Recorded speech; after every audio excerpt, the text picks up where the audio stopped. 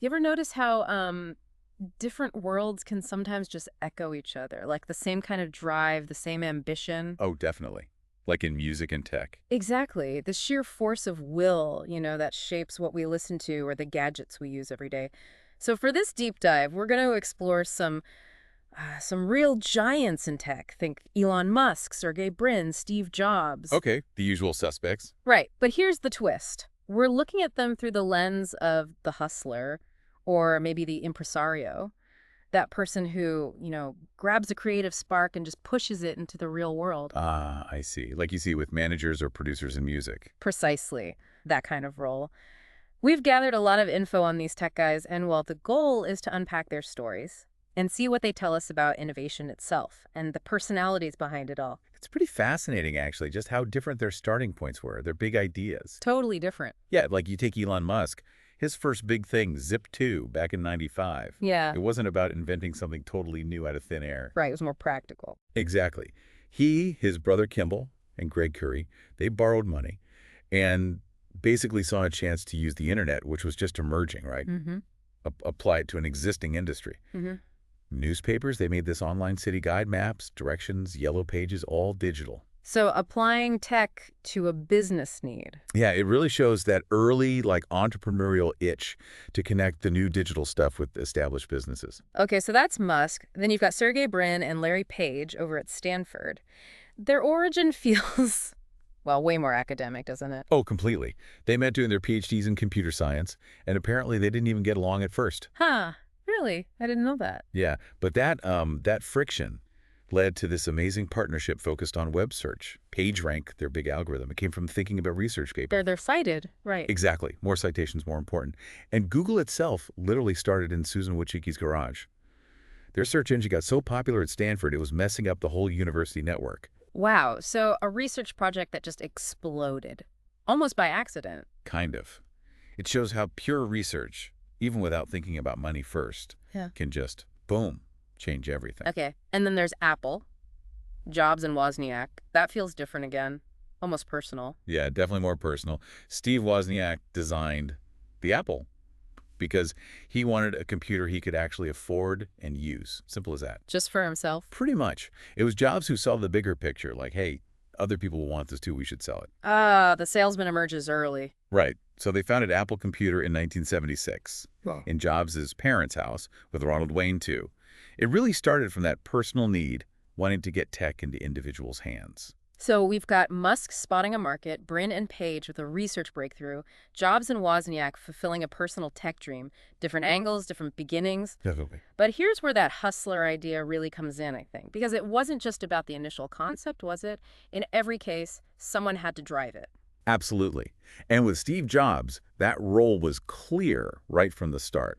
Wozniak was the engineering genius, no question. The wizard behind the curtain. Yeah, but Jobs, he was all about the business, the promotion, getting it out there. Daniel Kottke said Jobs spent hours, just hours, on the phone trying to find investors back then. Yeah. And remember those blue boxes Wozniak made? For making free phone calls? Uh-huh. Illegal, right? Totally. But Jobs immediately saw, hey, people would buy these, let's sell them. That's that hustler mindset, seeing the market angle. Even for something slightly dodgy. Huh. Yeah. And later, with the Apple II, Jobs wasn't just letting Woz handle the tech. He was deep into the design of the case, the look, the feel. He understood the user experience part. Completely. He pushed Wozniak on things like how many expansion slots it should have. That's the impresario shaping the product for a wider audience, not just for hobbyists. Yeah, you can see that. And Musk definitely fits that mold too, right? I mean, look at Solar City. He gave his cousins the initial idea, sure, but also the money to get it started. The seed capital, yeah. That's more than just an idea. That's making it real, providing the push. And you see it later, too, promoting that big factory in Buffalo. Right. Big, ambitious projects. And think about Starlink for Ukraine during the invasion. Huge cost to SpaceX, but he just did it. That's a massive vision being executed. That's the impresario on a grand scale, surely. No doubt. You absolutely see it there. And, with Sergey Brin, maybe he started more on the pure tech side of the search engine. The algorithm guy. Right. But the decision he and Page made to actually drop out of their PhDs to start Google is a huge entrepreneurial jump. Leaving the safe academic path. Big time. They weren't just happy with a research paper. And they focused on making search easy for people. even though they weren't web design experts back then. Accessibility was key. Yeah, and the fact that their project just took off so fast, needing more and more servers, that shows they built something people desperately wanted, and they were actively pushing it out there, even when it was just starting. So it seems like in their own ways, they all did it. They didn't just dream it up, they drove it.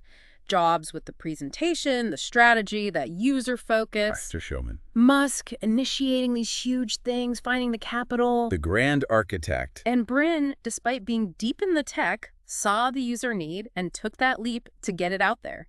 It's that active making it happen part. Exactly. It's not passive. Now, shifting a bit, their personalities. These weren't exactly shrinking violets, were they? Huh. No, definitely not. Let's talk about Jobs. Descriptions always mention him struggling in normal classrooms, right? Resisting authority, playing pranks. Yeah, bit of a rebel. A neighbor apparently called him an odd individual back then. Doesn't surprise me. And his relationship with Wozniak, super productive, obviously, but lots of arguments, too. Oh, yeah. Clashing priorities, disagreements, but they usually worked it out. His biographer, though, noted he could be pretty intense, even vicious. Yikes. So, driven, unconventional, maybe difficult, and maybe that's part of what it takes to push boundaries. It often seems that way, doesn't it? That intensity. So what about Brin? His dynamic with Paige sounds different. It does seem different. They met at Stanford, had those initial disagreements we mentioned, but then became intellectual soulmates. That sounds much more collaborative at the core. Less confrontational, maybe. Seems like it, yeah.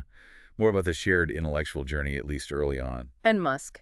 His background's different again, physics, economics, and he juggles these massive companies simultaneously. SpaceX, Tesla, Solar City. Yeah, the sheer scale is incredible. And his actions, like the Starlink thing in Ukraine, show he's willing to take huge risks and make these really impactful, almost geopolitical decisions. There's a certain boldness there. Audacity, maybe? Definitely audacious. A belief he can tackle almost anything. So how do you think these different personalities, these different approaches actually shaped their companies? Did Jobs' product obsession clash with or complement Woz's engineering? That's the million-dollar question, isn't it? With Apple, it feels like that classic pairing. Wozniak, the pure engineer, Jobs, the visionary marketer and strategist. That tension, like over the expansion slots, it probably forced compromises that made the product better overall, stronger than either might have made alone. Interesting. So the conflict wasn't necessarily bad. Potentially. With Google, that initial synergy between Brin and Page seems key. Their shared brainpower focused laser-like on solving search. A united front, intellectually. Yeah, and Musk. He seems more like a top-down architect, setting these incredibly ambitious goals and just driving his teams like crazy to get there. Setting the impossible target. Pretty much. And of course, none of them had an easy ride. The path was definitely bumpy. Yeah, big challenges. Major setbacks. For sure. Think about Jobs getting pushed out of Apple in '85. Right, kicked out of his own company. Exactly. And then coming back in '97 when Apple bought NXT, basically saving Apple from bankruptcy. That's incredible resilience, isn't it? A huge fall and an even bigger comeback. That's a Hollywood story right there. And Brin and Page, just scaling Google must have been insane. Absolutely. Going from a dorm room project to Google. Yeah. Managing that explosive growth, keeping the search quality up while the internet itself was exploding. Monumental challenges. Constant technical hurdles, infrastructure nightmares, I bet. No doubt. And Musk's ventures, SpaceX especially, very public failures sometimes, rockets blowing up, and the cost. You mentioned Starlink in Ukraine, reportedly $400 million a year. That gives you an idea of the financial risks involved. Huge sums of money, huge technical risks. Absolutely. So how did they push through all that? Was it just stubbornness, or did that initial hustle, that drive they had from day one, did that give them the grit to keep going? I think that initial drive is crucial. It sets the tone, builds momentum. It creates a culture, maybe, of solving problems, not giving up. When you're really fired up by a vision, setbacks feel more like obstacles to get around, not dead ends. Those early days, scrambling for money, for users, for breakthroughs, that probably built the muscle they needed for the later crises. That makes sense. Builds resilience. And look at the impact now. It's just immense. It really is staggering. Google completely changed how we find information, period. Can't imagine life without it now. Right. And Apple, when Jobs came back, he didn't just save it. He unleashed the iMac, iPod, iPhone, iPad, culturally defining products. Even their Think Different ads felt like a moment. Yeah, they really captured something, and Tesla, under Musk, it's pushed the whole EV industry forward massively. Huge catalyst. And Yeah. SpaceX isn't just about rockets, it's Starlink, providing internet-changing connectivity. It's incredible how their initial drive turned into all this stuff that shapes how we all live. It truly is remarkable. They didn't just build companies, they reshaped reality in significant ways. So, wrapping this up, it feels like Musk, Brin, Jobs, yeah, different backgrounds, different personalities, different styles. Very different. But that common thread is definitely there. That driving force. The hustler. The impresario. Someone who could take a wild idea. Often a really radical idea. Yeah. And through sheer vision, persistence, navigating insane challenges, they made it real. Made it impactful for everyone. And what's really interesting, thinking about our theme, is how you see that exact same figure in other creative worlds, like music. Yes. That's the connection I kept seeing. It's so clear in music too, isn't it? Absolutely. Yeah. It's vital, but maybe less talked about sometimes. Maybe you think about the managers behind the scenes, pushing their artists, fighting for them, the producers shaping the sound in the studio, guiding things, the label bosses finding the money, making the deals. They're not the ones singing, but they're making it happen. Spotting talent, nurturing it, getting it heard, overcoming all the hurdles. Getting the recording funded, making sure it connects with people, dealing with the business side. Yeah. It feels like such a direct parallel to Jobs pushing Wozniak or Musk finding the capital. Yeah, think of someone like Berry Gordy Jr. at Motown, building an empire by finding, shaping, and promoting artists. Exactly. Or even today, the people running successful indie labels, launching careers. It's that same impresario spirit. Right? It really is. Which brings up a fascinating final thought, maybe, for people listening. Go on. What's the right balance between the pure creator, the artist, the engineer with the spark, and that entrepreneurial force, the hustler who gets it out there? Is one more important? Or is it the relationship between them? That, push and pull, the synergy, is that the real engine, whether it's tech or music? The creator and the executor working together, maybe sometimes clashing, but ultimately needing each other to make something truly big happen. Exactly. Is that dynamic the secret sauce? Definitely something to chew on.